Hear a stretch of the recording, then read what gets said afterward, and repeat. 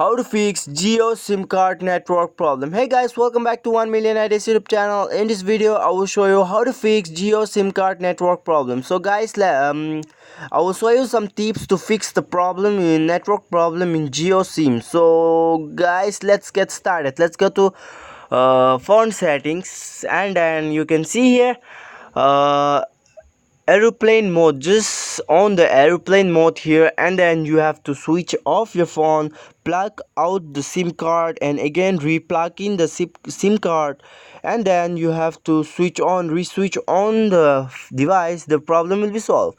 So guys, if the problem doesn't work, then just go to your phone settings again, and then you can see here dual SIM and cellular network. Click here, select your SIM card, and you can see here carrier option. Just enable this, disable this, and then it will be on a searching process.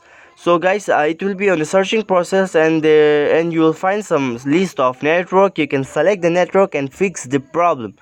So guys, if the problem doesn't work in this way also, then I have another tips I will show you. So you have to go to more settings or additional settings here. Click on more additional settings and go to backup and reset.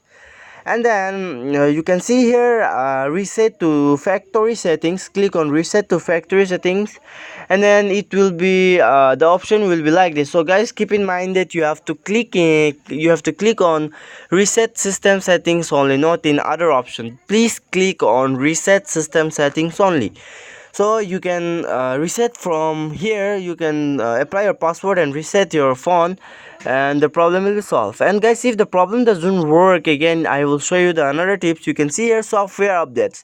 Click on software updates and wait for a while and see whether there is anything for the update. You have to update it and switch off your phone and re-switch on again, and the problem will be solved. So guys, these were the tips to solve the network problem in Jio SIM. And guys, if the problem doesn't work, then it must be due to the technical error from the Jio Telecom company.